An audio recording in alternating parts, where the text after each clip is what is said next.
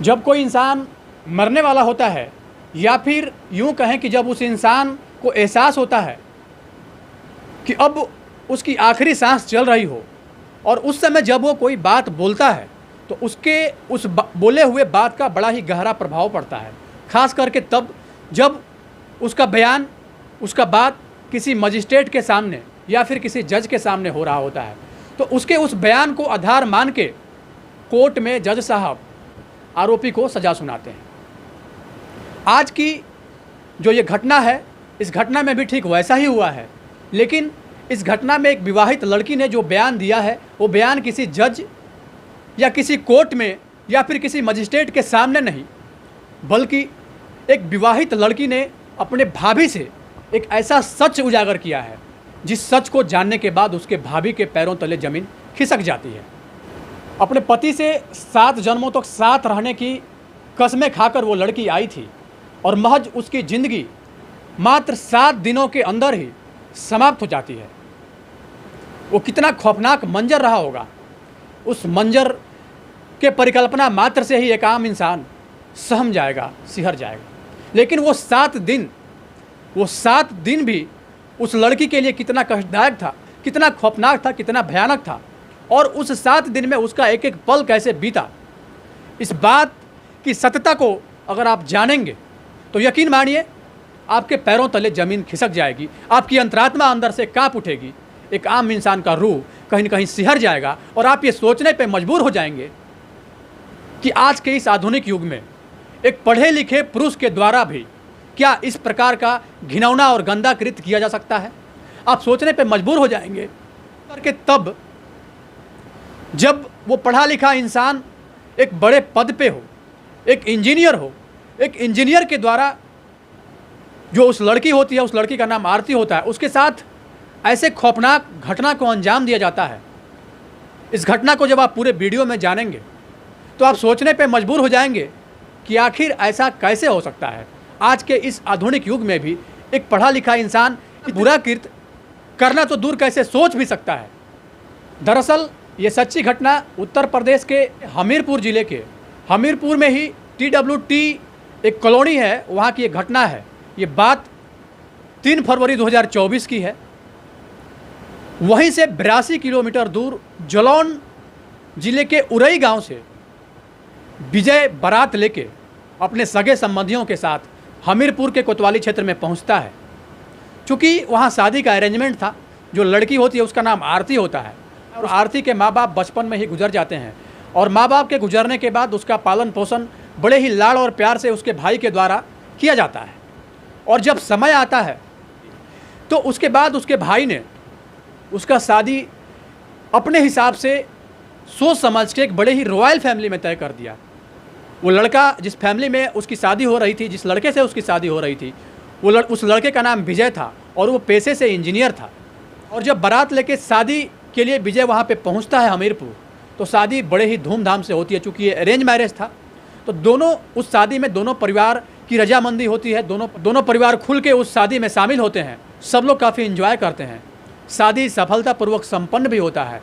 लेकिन जब शादी हो रहा होता है, जब पंडित जी फेरे लगवा रहे होते हैं, तो उस फेरे में दोनों पति पत्नी को 7 जन्मों तक साथ रहने की कसमें और वादे भी खिलाते हैं। तमाम तरह की जो शादी की औपचारिकताएं होती है, उन औपचारिकताओं को पूरी करने के बाद जब विदाई का समय आता है, जब लड़की अपने घर से विदा हो रही होती है, उसके भाई के साथ साथ परिवार के जितने सगे संबंधी होते हैं सब लोग काफ़ी रोते हैं। एक गमगीन माहौल हो जाता है। इस बात की खुशी भी थी उसके भाई को कि उसके भाई ने जो अपना फ़र्ज़ था उस फ़र्ज़ को बड़े ही बेबाकी के साथ, बड़े ही प्रमुखता के साथ और बड़े ही रिस्पॉन्सिबिलिटी के साथ एक अच्छे घर में अपनी बहन की शादी वो तय किया है। और जहाँ उसकी बहन जा रही है, उसको इस बात का एहसास था कि जहाँ उसकी बहन जा रही है उसे उस घर में किसी प्रकार की कोई दिक्कत नहीं होगी, चूँकि लड़का इंजीनियर है। इस बात की उसको खुशी भी थी, लेकिन इस बात का उस भाई को गम भी था कि कल तक जो बहन उसके घर में या फिर उसके आंगन में उसके आंगन की सुंदरता बढ़ा रही थी, आज के बाद वो अब अपने पति के घर चले जाएगी, अपने ससुराल चले जाएगी और उसके बिना मेरा आंगन, मेरा घर कहीं ना कहीं सूना सूना लगेगा। इस बात की भी चिंता उसे होती है। तो एक और चिंता, एक और गम और खुशी खुशी इस बात का कि वो अपने बहन का शादी एक बड़े ही सफल परिवार में कर रहा है, एक बड़े ही रॉयल परिवार में कर रहा है, जहाँ पे उसके बहन को किसी भी प्रकार की कोई दिक्कत इन फ्यूचर नहीं होने वाली है। वो लड़की वहाँ से विदा होकर अपने ससुराल पहुँचती है, अपने पति के घर पहुँचती है। ससुराल आने के बाद पहली रात, या फिर यूँ कहें कि सुहाग रात वाली रात को, जब वो अपने बेड पर मौजूद होती है और उसके बाद जब उसके पति का आना होता है, वो अपने पति की प्रतीक्षा कर रही होती है, लेकिन पति स्ट्रेस की वजह से, या फिर यूँ कहें कि उसको, विजय को, दूल्हे को खुद पे भरोसा नहीं होगा, इस बात को सोच के वो अपने दोस्तों से कुछ सलाह मशवरा करता है। और उसके दोस्त जो उसको सलाह देते हैं, शायद उस सलाह को नहीं मानना चाहिए था, लेकिन विजय उस अपने दोस्तों के द्वारा दिए हुए उस सलाह को मान लेता है और सुहाग रात के कक्ष में आने से पहले शक्तिवर्धक कुछ दवा का उपयोग कर लेता है। और दवा के उपयोग करने के बाद वो उस रूम में पहुंचता है जहां पे उसकी पत्नी दुल्हन के रूप में उसका इंतजार कर रही होती है। रूम में पहुंचने के बाद अपने पत्नी के साथ सुहाग रात मनाने की कोशिश करता है, और कोशिश क्या कहें, वो अपने पत्नी के साथ इस प्रकार कोशिश करता है मानो एक हवसी इंसान जिस प्रकार किसी एक असहाय और किसी एक निर्बल लड़की के साथ जिस प्रकार पेश आता है और लगातार पेश आता है, ठीक उसी प्रकार का वो कृत्य, गंदा और घिनौना कृत्य करता है और लगातार करते जाता है।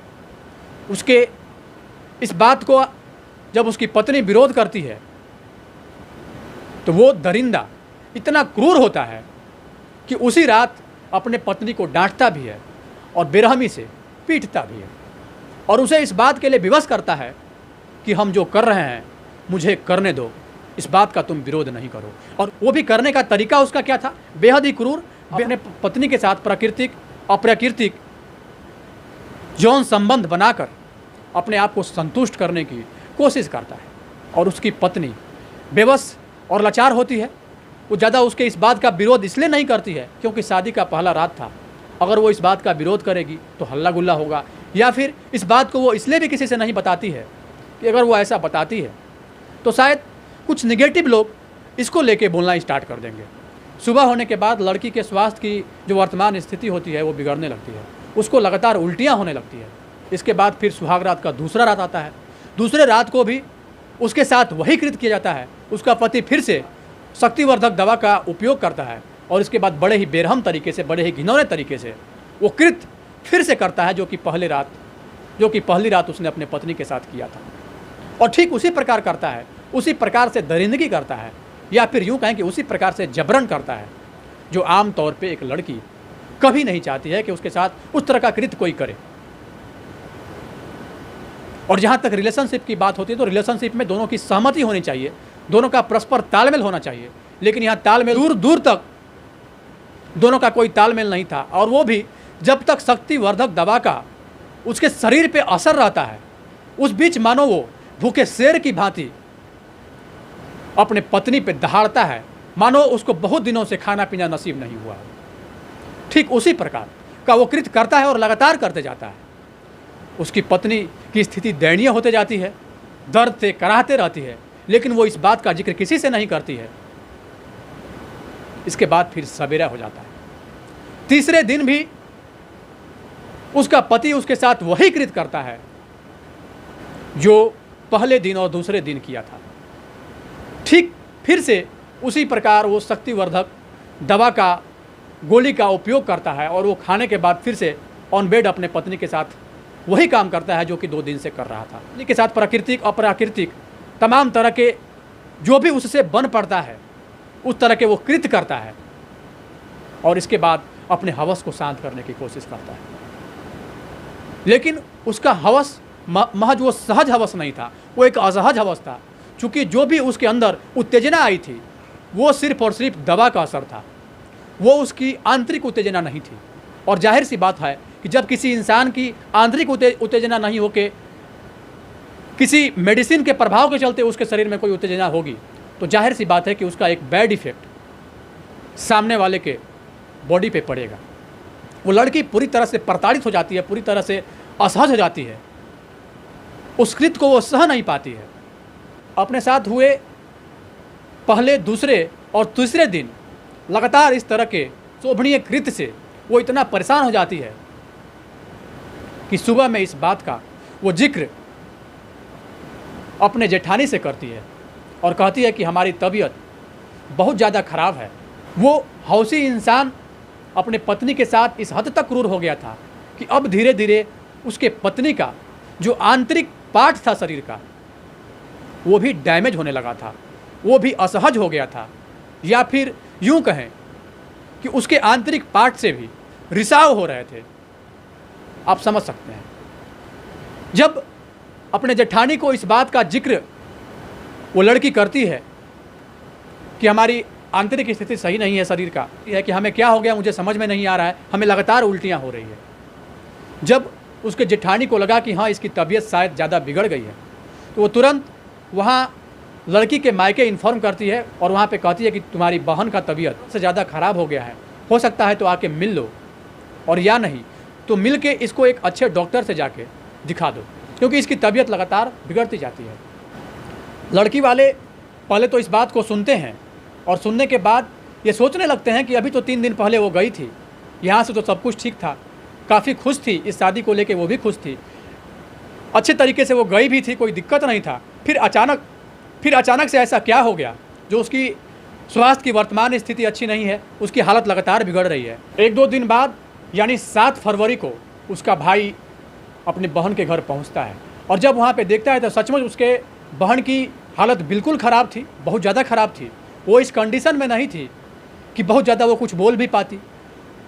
उसका भाई तत्काल इस बात को समझ जाता है कि उसके बहन की तबीयत अच्छी नहीं है। वो अपने बहन को लेके वहाँ से कानपुर चला जाता है। कानपुर के एक प्राइवेट नर्सिंग होम में अपनी बहन को एडमिट करा देता है और वहाँ पे उसका ट्रीटमेंट होना प्रारंभ हो जाता है। मतलब डॉक्टरों ने 8 तारीख से ही उसका ट्रीटमेंट प्रारंभ कर दिया था।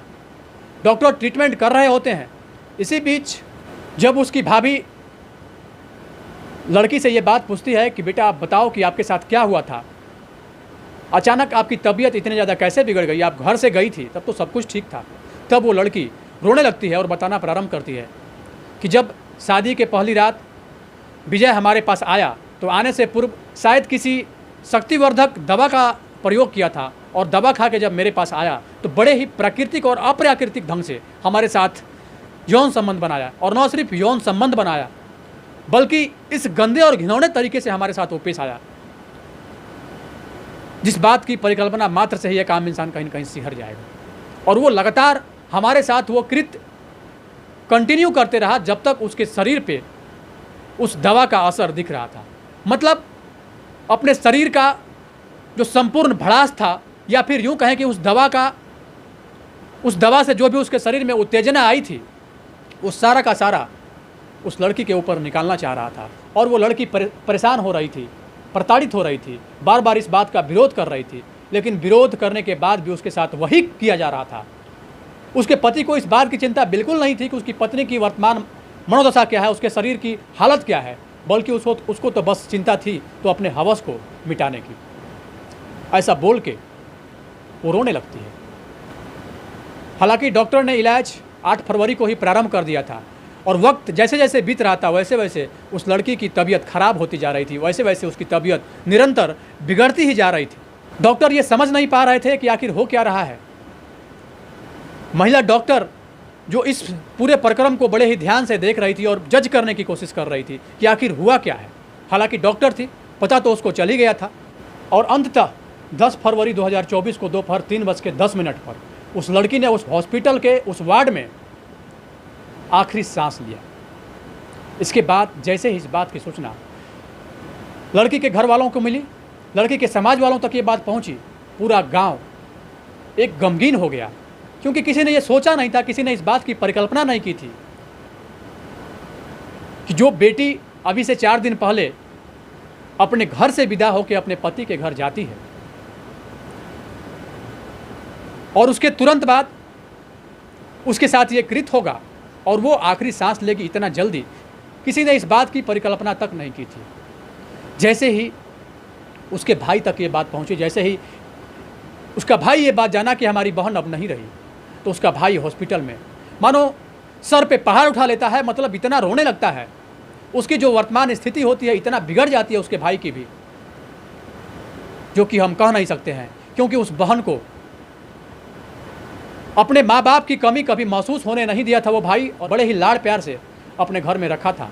और न सिर्फ रखा था बल्कि अपने फ़र्ज़ का भी बड़े ही सफलतापूर्वक निर्वहन किया था। और समय आने पे एक अच्छे परिवार में, एक अच्छे घर में, एक गवर्नमेंट एम्प्लॉय जो कि इंजीनियर था पेशे से वो लड़का, उसके साथ उसकी शादी कराई थी। ये सोच के, ये जान के, ये समझ के कि हमारी बहन का जो जीवन होगा वो खुशहाल होगा, आने वाले समय में हमारी बहन को किसी प्रकार की कोई समस्या नहीं होगी। जिस बहन की डोली उसके घर से उठी थी और उसी बहन की अर्थी वो अपने कंधे पे उठा के श्मशान घाट तक लेकर जाएगा, इस बात की परिकल्पना तक उसने नहीं किया था। और ये सोच सोच के वो चित्कार मार के रोने लगता है और बार बार अपने मृत बहन के पास जाता है। कभी उस मृत बहन के सर के ऊपर से कपड़ा उठाता है और ये जानने की कोशिश करता है, ये पूछने की कोशिश करता है कि बहन तुम मुझे छोड़ के क्यों जा रही हो और कहाँ जा रही हो। पूरा हॉस्पिटल का माहौल गमगीन हो जाता है। सब लोग ये सोचने पे मजबूर हो जाते हैं कि आखिर एक पढ़ा लिखा इंसान इतना बड़ा कृत्य कैसे कर सकता है। जब मीडिया को इस बात का पता चला, मीडिया जब इस बात को लेके उस हॉस्पिटल में पहुंची, जानने की कोशिश की, तो कोई ये बात बताने को तैयार नहीं था। लेकिन जो महिला डॉक्टर थी उसने अपना नाम उजागर न करने के शर्त पे ये कहा कि इसके साथ बड़ा ही बुरा हुआ है, बड़ा ही भयानक कृत्य हुआ है और इसके साथ बड़े ही बुरे तरीके से प्राकृतिक अप्राकृतिक तमाम तरह के वैसे प्रयास किए गए हैं जो आम तौर पे एक लड़की, आम तौर पे एक महिला कभी नहीं चाहेगी कि उसके साथ उस प्रकार कोई संबंध बनाए। वो साफ साफ ये बात मीडिया से बताती है। वहाँ से उसके बॉडी को पोस्टमार्टम में भेजा जाता है, पोस्टमार्टम का रिपोर्ट भी आता है और पोस्टमार्टम में भी इस बात की पुष्टि होती है कि जो उसके साथ फिजिकल रिलेशनशिप बनाया गया था बड़े ही क्रूर तरीके से बनाया गया था। इतने क्रूर तरीके से बनाया गया था कि उस लड़की का जो आंतरिक पार्ट होता है वो भी लगभग 70 से 80% तक डैमेज हो गया था और उस दर्द को सह पाना मुश्किल हो रहा था और जिस वजह से अकल्पनीय दर्द को नहीं सह पाई और उसकी हालत लगातार बिगड़ती गई और अंततः उसको हॉस्पिटल में एडमिट करना पड़ा। जब अंतिम संस्कार हो रहा होता है उस समय तमाम जो गांव वाले होते हैं वो भी वहाँ पे मौजूद होते हैं और सब लोग दबे कुचले शब्द में ये बोलते हैं कि लड़की बहुत अभागी थी, इसके माँ बाप भी नहीं थे। माँ बाप के नहीं रहने के बाद भी इसके भाई ने अपना फ़र्ज बड़ा ही खूबसूरत तरीके से निभाया था और न सिर्फ निभाया था बल्कि एक अच्छे घर में उसकी शादी भी कराई थी। लेकिन जिस पति के साथ वो गई थी 7 जन्मों का वादा करके कि हम 7 जन्मों तक आपके साथ रहेंगे, महज उस पति के साथ वो 7 दिनों तक ही रहती है। इस बात को लेके जो लड़की का भाई था वो एसपी के पास आवेदन देता है और कहता है कि इस घटनाक्रम में जल्द से जल्द इन्वेस्टिगेशन हो और इन्वेस्टिगेशन होने के बाद हमारे बहन के साथ जो गंदा कृत्य हुआ है उस आरोपी को कठिन से कठिन सज़ा दिया जाए और बहुत जल्द दिया जाए। हालांकि जो बयान आता है उसके पति की ओर से, उसके पति का कहना यह होता है कि वो लड़की बहुत पहले से ही बीमार थी और उसके बीमारी के बारे में बताया नहीं गया और उसकी शादी हमसे करा दी गई और जब शादी करके आई उसके बाद उसकी बीमारी और बढ़ती गई और जब बीमारी हद से ज़्यादा बढ़ गई तो उसको हॉस्पिटल में एडमिट करना पड़ा और एडमिट करने के बाद वो कंट्रोल से बाहर हो गई और उसके प्राण पखेड़े उड़ गए। हमें फंसाया जा रहा है, हम इस चीज़ में इन्वॉल्व नहीं और हमने वैसा कुछ भी नहीं किया है जो एलिगेशन हमारे ऊपर लग रहा है। अब कौन गलत कौन सही ये वक्त वक्त की बात है। कहा गया है ना कि कर भला तो हो भला। अगर आप भला करेंगे तो आपके साथ भला ही होगा और अगर बुरा करेंगे तो बुरा ही होगा। ये ज़रूर है कि अगर इस प्रकार का गंदा कृत्य उस शख्स के द्वारा अगर उस लड़की के साथ किया गया है तो इसका सज़ा भी उसको समय रहते ज़रूर मिलेगा। बाकी इस घटना को सुनाने का उद्देश्य किसी के भावनाओं को आहत करना नहीं, किसी के अंतरात्मा को ठेस पहुंचाना नहीं, बल्कि आपको सचेत करना है, आपको जागरूक करना है। इस पूरे घटनाक्रम को लेके आपकी क्या राय है, अपनी राय निष्पक्षता के साथ कमेंट बॉक्स में ज़रूर दें।